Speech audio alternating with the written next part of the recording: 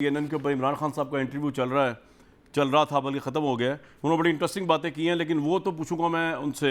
हमारे जो भाई हैं डार साहब, मियां जावेद लतीफ़ साहब, माना कि आपने लास्ट धरना सक्सेसफुली भुगता दिया था, ये बात मैं मानता हूँ, लेकिन उस वक्त आपकी 2/3 मेजॉरिटी थी। उस वक्त आपके साथ आपकी स्ट्रेंथ थी पार्लियामेंट के अंदर। उस वक्त नवाज शरीफ साहब प्राइम मिनिस्टर थे। वो उनका एक फैक्टर, इतना बड़ा फैक्टर है जो मुझे आपकी हुकूमत में अभी भी नजर आया है कि आपकी हुकूमत की सबसे बड़ी कमजोरी ये है कि आपके पास उस पाया की लीडरशिप ही नहीं है। अगर आपके पॉइंट ऑफ व्यू से देखा जाए, मैं ये नहीं कह रहा पाकिस्तान में टॉप लीडरशिप नवाज शरीफ साहब है, आपकी टॉप लीडरशिप नवाज शरीफ है, उनके बगैर मुझे आपकी हुकूमत बिल्कुल ही फारिग नजर आई है। तो अब जब नवाज शरीफ भी मौजूद नहीं है, जब आपकी 2/3 मेजॉरिटी भी पार्लियामेंट के अंदर नहीं है, और डार साहब की जो अवाम है वो भी इमरान खान साहब की डबल चार्ज है, 10 गुना चार्ज है, आप सर ये लॉन्ग मार्च को किस तरह फेस कर पाएंगे? फौज न्यूट्रल है, वो आपके साथ उस तरह भी खड़ी नहीं होगी जिस तरह आप शायद चाह रहे होंगे। तो आप अर्ली इलेक्शन करा के जान छुड़वाएं, किन चक्करों में पड़ रहे हैं मियां साहब? कामरान, 2014 में भी मुतालबा था फौरी इलेक्शन करवाए जाएं। 2/3 अक्सरियत थी हमारे पास, उस वक्त की अपोजिशन भी हमारे साथ थी। फ़र्क सिर्फ ये था कि हुकूमत में होते हुए हम बेइख्तियार थे।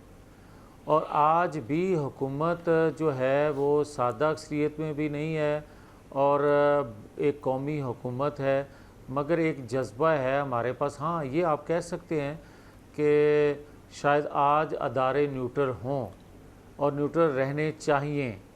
और रही बात मेरी या मेरी जमात की या कौमी हुकूमत की, तो हम एक जज्बे से आए हैं। वो जज्बा ये है कि पाकिस्तान इन्होंने डुबो दिया और उस पाकिस्तान को संभाला देने के लिए इलेक्शन रिफॉर्म्स के लिए हम आए हैं। और जो ही 7-8 माह के अंदर इलेक्शन रिफॉर्म्स और पाकिस्तान मुआशी तौर पर मियां साहब, मैं ये कह रहा हूँ कि ये तो आपका प्लान है ना, इस प्रेशर को किस तरह डील करेंगे, जबकि आप खुद कह रहे हैं आपकी 1-2 वोटों की तो गवर्नमेंट है, इतनी फारिग गवर्नमेंट हुई हुई है, इतनी कमजोर गवर्नमेंट है।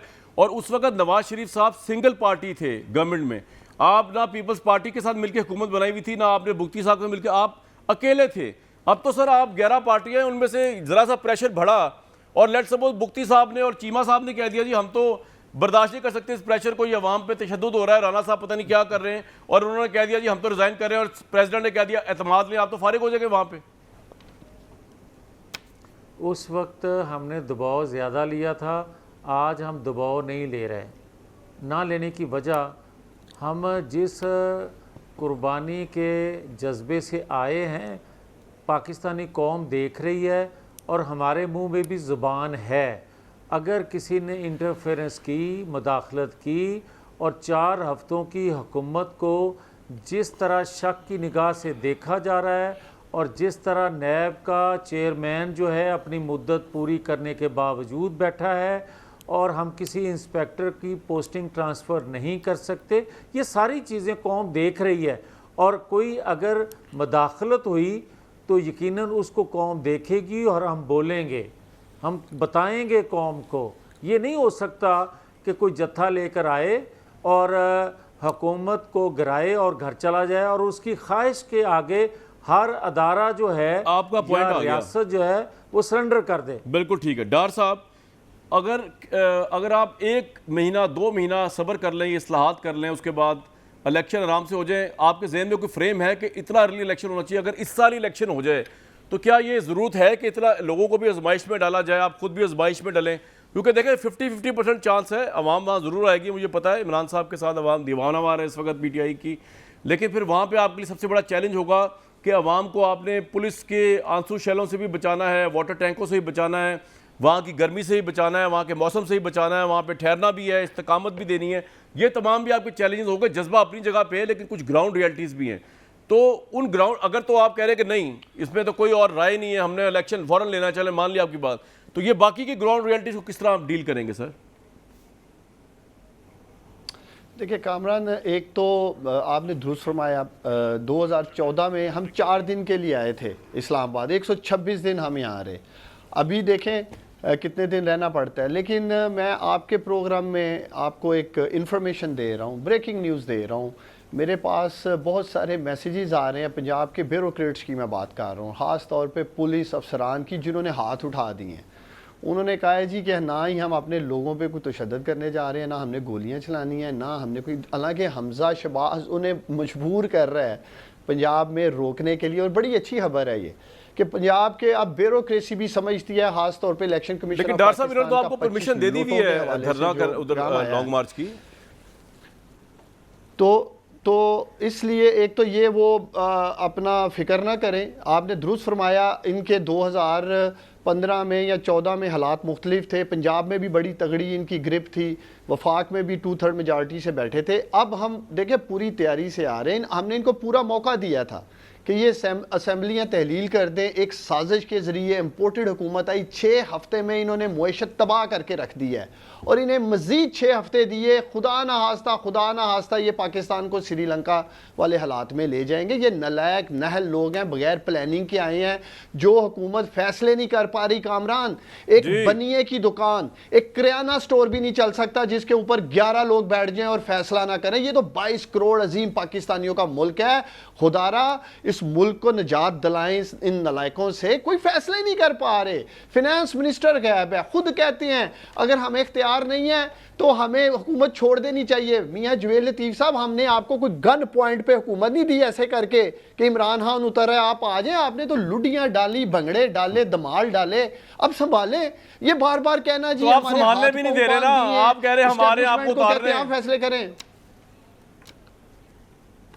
देखिए हम तो आ रहे हैं। ये तो कहते थे हलवे की देगें देंगे, कंटेनर देंगे, अब भाग क्यों रहे हो? कंटेनर देने की बजाय रास्तों के आगे कंटेनर खड़े कर रहे हो। देगें कहते थे हलवे की पकाएंगे, आपकी बड़ी खातर करेंगे। तो अब राणा साहब के बयान सुने, वो तो ऐसे बयान दे रहे हैं। मैं भट्टी साहब से इनपुट ले लूं आपकी इजाजत हो दोनों की।